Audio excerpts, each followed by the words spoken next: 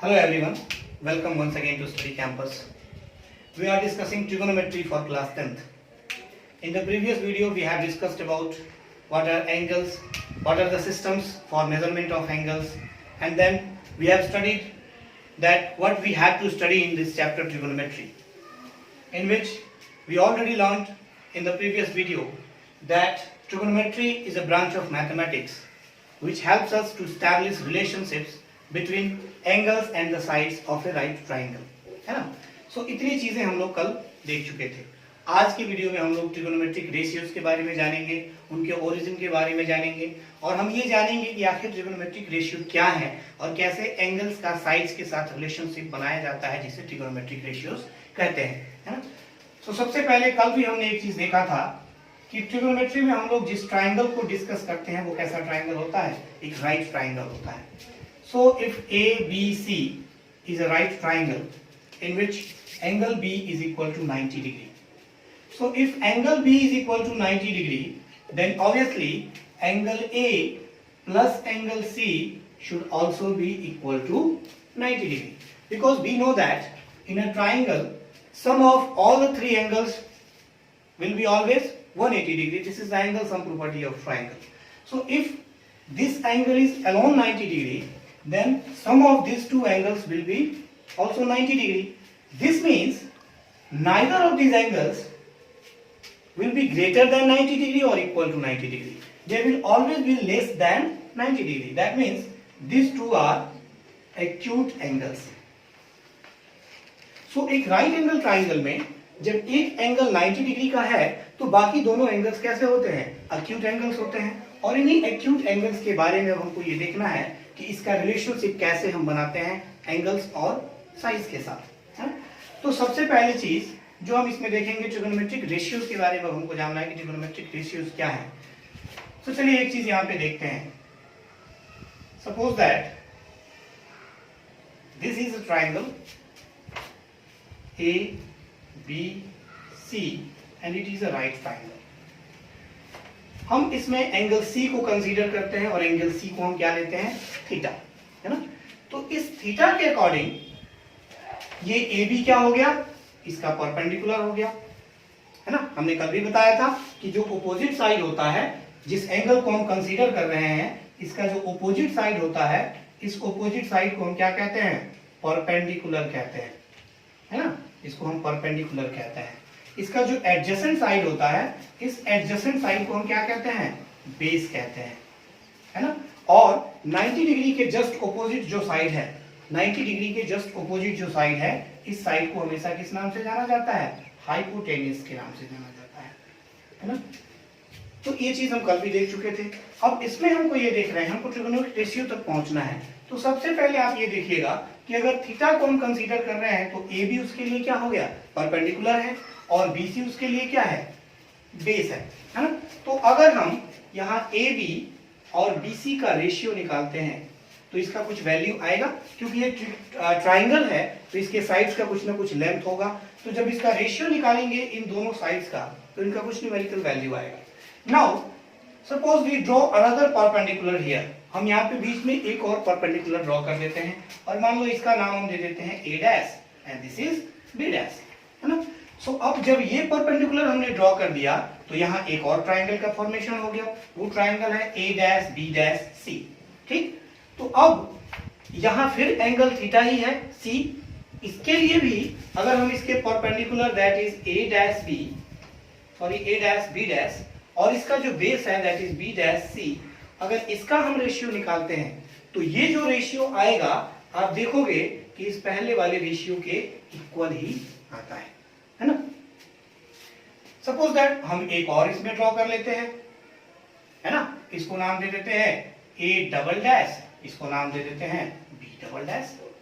इस बार जब फिर इसके लिए perpendicular A dash, sorry A double dash B double dash, और यहां से बी डबल डैश सी उसका बेस हो गया, इसका भी रेशियो निकालेंगे तो ये भी इक्वल ही आएगा। अगर इसके पीछे भी हम कोई परपेंडिकुलर ड्रॉ करते हैं और इसका नाम दे देते हैं अगर हम पी क्यू, तो यहाँ पे परपेंडिकुलर है पी क्यू और बेस हो गया QC, इसका भी रेशियो आप निकालोगे तो ये भी क्या आएगा, इसके बराबर ही आएगा। तो ऐसा क्यों होता है कि हम कहीं पर भी परपेंडिकुलर डालते हैं, है ना, तो हमेशा परपेंडिकुलर और बेस के अकॉर्डिंग जो रेशियो निकलता है वो एक कांस्टेंट आ रहा है, वो हर स्थिति में इक्वल ही आ रहा है। ऐसा क्यों होता है? तो ऐसा जब हम देखते हैं तो हमको एक ही चीज समझ में आ गई है कि इन सबके लिए रिस्पॉन्सिबल कौन है, ये एंगल थीटा, है ना, because this angle is constant, ये एंगल यहाँ बदल नहीं रहा है ना। तो जब तक ये एंगल नहीं बदलेगा तब तक इस रेशियो में कोई भी परिवर्तन नहीं होने वाला है ना। इसको हम और कैसे समझेंगे कि ये रेशियो क्यों बराबर आएगा, हम कैसे मान लें कि वो बराबर ही आएगा, है ना। तो यहां ध्यान दीजिएगा, प्रीवियस क्लास में 9th क्लास में हमने ट्राइंगल में सिमिलैरिटी नाम की एक चीज पढ़ी थी, पढ़े ना, ट्राइंगल में सिमिलैरिटी, दो ट्राइंगल्स सिमिलर कहे जा सकते हैं, है ना, अगर उनके तीनों एंगल्स आपस में इक्वल हो, ये हमने देखा था। तो यहां आप सपोज करोगे कोई भी दो एंगल, जैसे ये ABC एक हमारा ट्राइंगल था और A', B', C हमारा दूसरा ट्राइंगल था।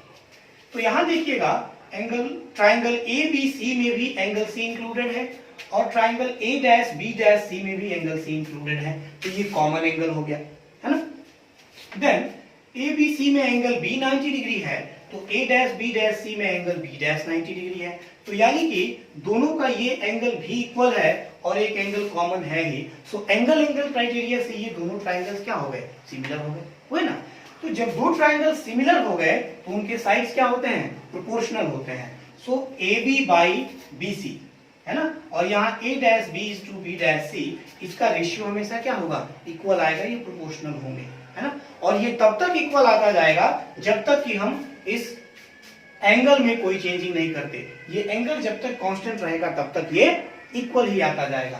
तो यही जो रेशियो डिराइवेशन हुआ, इसी रेशियो को क्या कहा गया, ट्रिगोनोमेट्रिक रेशियोज, ट्रिगोनोमेट्रिक रेशियोज, जिसको आज शॉर्ट में हम लोग टी रेशियोज के नाम से भी जानते हैं, इसको टी रेशियोज भी कहते हैं शॉर्ट में, वैसे इनका नाम क्या है, ट्रिगोनोमेट्रिक रेशियोज है ना।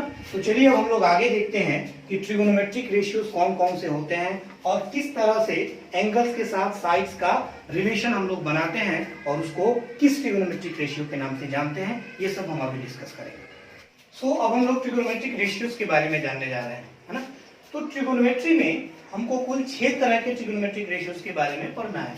The first is sine, second cosine, third tangent, then cotangent, then secant and cosecant, है ना।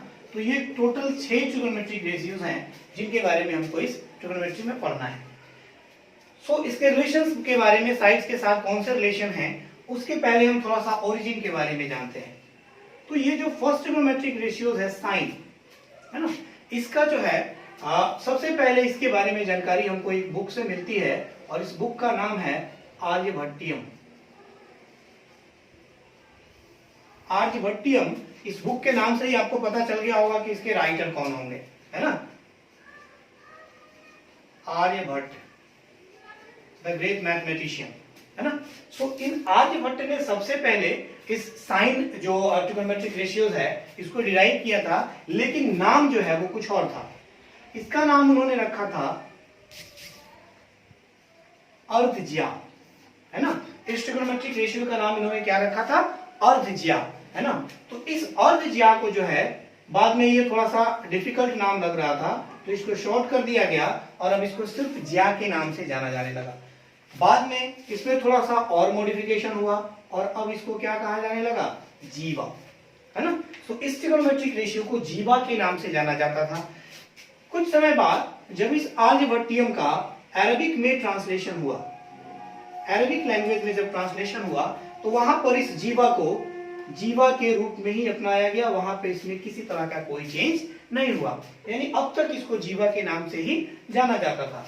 फिर लेटर जब इस अरबिक लैंग्वेज से इसका लैटिन में ट्रांसलेशन हुआ तब इस जीवा को भी ट्रांसलेट कर दिया गया और तब इसका नाम क्या हो गया, साइनस, है ना। अब इसको क्या नाम से जाना जाने लगा, साइनस के नाम से जाना जाएगा, जिस साइनस को बाद में साइन कहा गया, है ना। और उसके बाद ब्रिटिश प्रोफेसर एडमंड गुंटर ने इसको आगे और थोड़ा सा एब्रिविएट किया और तब इसको एक छोटा सा नाम दे दिया साइन, और जिस नाम से आज भी हम इसको जानते हैं साइन, है ना। उसी तरह से एक सेकंड रिलेशन भी इन्होंने दिया था आर्यभट्ट ने, और उसको कहा गया था कोज्या।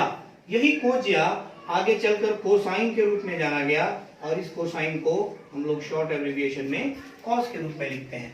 उसके बाद धीरे धीरे टैन आते गए, टैन कॉट, इन सब का धीरे धीरे मैथमेटिक्स में यूज होता गया। तो इस तरह से जो ओरिजिन है इस ट्रिगोनोमेट्रिक रेशियोज का सबसे पहले हमको आर्यभट्ट से ही देखने को मिलता है, जिन्होंने इस तरह से अर्धज्या एक लंबा ट्रैवल करके, है ना, संस्कृत से अरबिक, अरबिक से लैटिन में पहुंचते पहुंचते बाद में ये जो है अर्धज्या से साइन के रूप में आया, और आज भी हम इसको साइन के रूप में यूज करते हैं। ठीक है, तो ये थोड़ा सा ओरिजिन के बारे में हमने जाना। अब हम चलते हैं ये देखने की जो ट्रिगोनोमेट्रिक रेशियोज हैं, किस ट्रिगोनोमेट्रिक रेशियो का साइड और एंगल्स के साथ किस तरह का रिलेशन है ना। तो जो सबसे पहला रेशियो है साइन, अगर हम थीटा के रूप में कंसीडर कर रहे हैं तो इसको क्या लिखते हैं, साइन थीटा, और इसका जो है फॉर्मूला है अपोजिट साइड अपॉन हाइपोटेनियस। तो अपोजिट को हम किस नाम से जानते हैं, परपेंडिकुलर, और हाइपोटेनियस को हम h से डिनोट कर सकते हैं। So this is p by h। Second जो है कोसाइन, इसको cos थीटा कहा गया, और इसका होता है एडजेसेंट अपॉन हाइपोटेनियस, और हम जानते हैं कि एडजेसेंट साइड को हम किस नाम से जानते हैं, बेस के नाम से। सो this will B b by h। The next is tan। So tan का होता है ऑपोजिट अपॉन एडजेसेंट, है ना। सो ऑपोजिट को हम परपेंडिकुलर कहते हैं, एडजेसेंट को बेस कहते हैं। सो tan का फॉर्मूला क्या बन जाता है, e by b। Then cos theta, so this will be adjacent by opposite, so this is b by p। Next second यानी sec theta, so this will be hypotenuse upon adjacent, that means h by b, and at last cosecant, that means cosec theta, और इसका होगा hypotenuse upon opposite, that means h by p। तो इस तरह से sin theta is equal to p by h, cos theta b by h, tan theta p by b, cot theta b by p, sec theta h by b, और cosec theta को h by p के रूप में हम लोग use करते हैं। सो इस तरह ये 6 तरह के ट्रिगोनोमेट्रिक रेशियोज हमारे पास हैं, है ना। और इसके अलावा राइट एंगल ट्रायंगल की एक और प्रॉपर्टी हम जानते हैं, जो हम लोगों ने कल भी डिस्कस किया था, दैट इज पाइथागोरस थ्योरम, है ना। पाइथागोरस थ्योरम जो ये कहता है कि hypotenuse square is always equal to the sum of perpendicular square plus base square, है ना। तो इन दोनों चीजों का यूज करते हुए हमको इस रिलेशनशिप के ऊपर जो भी क्वेश्चंस आएंगे ट्रिगोनोमेट्रिक रेशियोज के ऊपर, उनको हमको सॉल्व करना होगा, है ना। लेकिन उससे पहले अब चलिए हम एक और चीज देखते हैं। जरा इन ट्रिगोनोमेट्रिक रेशियोज को हम आपस में कंपेयर करने की कोशिश करते हैं, है ना। तो आप देख रहे हैं यहाँ पे कि साइन थीटा का रिलेशनशिप, साइन थीटा का फॉर्मूला क्या है, p बाई h, है ना। और p और h को लेके दूसरा रिलेशन आपको यहां बनता हुआ दिख रहा है cosec थीटा, है ना। तो आप cosec थीटा को क्या लिख सकते हैं, h बाई p। तो अगर हम यहां साइन थीटा और cosec थीटा को मल्टीप्लाई करते हैं तो हमको क्या मिलेगा, p by h into h by p, h से h 1 times and p to p 1 times, that means it will be equal to 1. So when sin theta into cosec theta is equal to 1, then we can say sin theta is equal to 1 by cosec theta, and cosec theta is equal to 1 by sin theta. In the similar way, जब हम यहाँ पे cos और sec को consider करेंगे, है ना, cos और sec को कंसीडर करेंगे तो फिर यहाँ b बाई h और h बाई b, तो यानी यहाँ हम लिख सकते हैं कि cos theta is equal to 1 by sec theta and sec theta is equal to 1 by cos theta. Similarly आप यहाँ tan और cot को कंसीडर कर सकते हैं, p by b into b by p करेंगे तो फिर 1 हो जाएगा, that means tan theta is equal to 1 by cot theta and cot theta is equal to 1 by tan theta. यानी कि इस तरह से sin, cos और tan इन तीनों के रेसिप्रोकल्स हैं cot, sec और cosec, और इसीलिए इस पूरे रिलेशनशिप को हम किस नाम से जानते हैं? Reciprocal relation of trigonometric ratios. इसको हम रेसिप्रोकल रिलेशन के नाम से जानते हैं। That means sin theta is the reciprocal of cosec theta and cosec theta is the reciprocal of sin theta. cos theta is the reciprocal of sec theta, sec theta is the reciprocal of cos theta. तो इस तरह से इन तीनों से reciprocal का relation है, और इस पूरे रिलेशन को क्या कहते हैं? ट्रिगोनोमेट्रिक रेशियोज का रेसिप्रोकल रिलेशन कहते हैं। ठीक है, चलिए अब इसमें एक और रिलेशन आपको देखने को मिलेगा, है ना। जैसे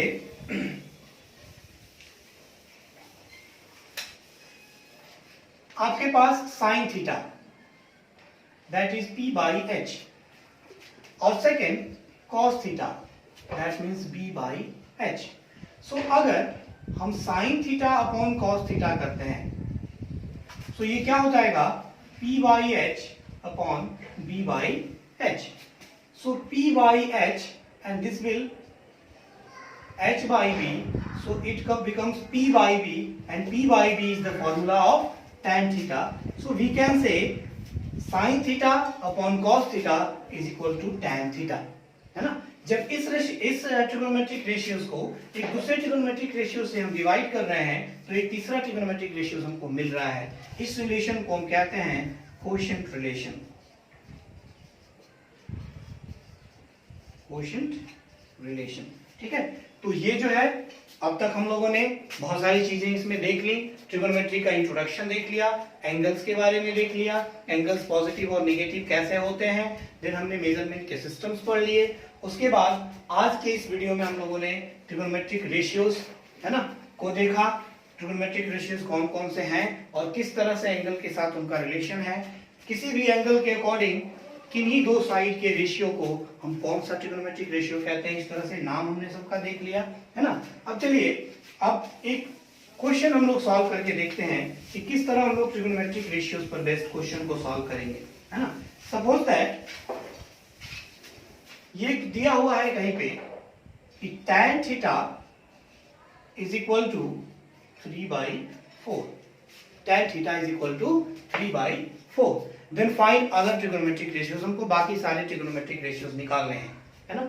या फिर if tan theta is equal to 3/4, then find the value of sin theta into cos theta। हमको इसका वैल्यू फाइंड करना है। इस तरह का कुछ भी क्वेश्चन हो सकता है। सो अब यहाँ एक चीज ध्यान दीजिएगा, tan theta is equal to 3/4। So tan theta का क्या होता है फॉर्मूला? p by b हमने लिख दिया। अब इसका ये मतलब कभी नहीं है कि p इज इक्वल टू 3 होगा और b इज इक्वल टू 4 होगा। यही उसका एक्चुअल लेंथ है। परपेंडिकुलर का लेंथ 3। अगर इस तरह एक इसको ट्रायंगल के रूप में हम समझते हैं, अगर यहाँ हमारा थीटा है और p बाई b, इसके लिए परपेंडिकुलर ये है 3 और बेस ये है 3/4। इसका ये मतलब कभी नहीं है कि इसका लेंथ 3 है और इसका लेंथ 4 है, नहीं। यहाँ रेशियो शो किया गया है ना, क्योंकि tan थीटा क्या है? एक रेशियो है। हो सकता है कि इस ट्राइंगल में यहाँ थीटा है, इस वाले साइड का लेंथ 9 हो और इसका लेंथ 12 हो, तब भी हम रेशियो निकालेंगे तो 3/4 ही आएगा। ये भी हो सकता है कि इसका लेंथ 12 हो और इसका लेंथ 16 हो, तब भी हम रेशियो निकालेंगे तो 3:4 ही आएगा, है ना। तो ये रेशियो है, ये साइज नहीं है। तो हम यहाँ पे क्या लिखेंगे कि p is equal to 3k and b is equal to 4k, क्योंकि इसका वैल्यू कुछ भी हो सकता है। तो let k is the constant that is multiply by with the perpendicular and the with base, है ना। सो p और b दोनों को एक यूनिट में हमको मिल गया। अब हम क्या करेंगे, यहाँ पाइथागोरस थ्योरम का यूज करेंगे। Since hypotenuse square is equal to perpendicular square plus base square, है ना, that means this will be 3k whole square and this will be 4k whole square. That means h square is equal to 9k square and 16k square, 25k square. That means h is equal to 5k. तो h का value भी हमारे पास आ गया। तो हमको क्या find करना है, sine theta into cos theta. तो हम क्या करेंगे, यहाँ साइन थीटा का वैल्यू निकाल लेंगे, that means p by h। तो p हमारे पास कितना है 3k और h कितना है 5k, that means sine theta का वैल्यू कितना आ गया 3/5। Cos theta that is b by h। So b हमारे पास कितना है 4k, h है 5k, अगेन k कैंसिल 4/5। अब हमको जो निकालना है sine theta into cos theta, तो हम क्या करेंगे, sine theta into cos theta is equal to 3/5 into 4/5, that is 12/25 and this will be our answer. ठीक है, तो इस तरह से कोई भी एक रेशियो का वैल्यू दिया हो तो इस तरह से बाकी एक तीसरा जो उसका पैरामीटर है उसको निकाल करके और तब हम इस तरह किसी भी क्वेश्चंस को सॉल्व कर सकते हैं। ठीक है, थैंक यू बच्चों, आज के लिए इतना ही रहेगा इस लेक्चर में। आज इस वीडियो के डिस्क्रिप्शन में आपको एक लिंक दिया जाएगा जिसमें प्रैक्टिस के लिए कुछ क्वेश्चंस हम आपको देंगे जिसको आप करके रखेंगे, है ना।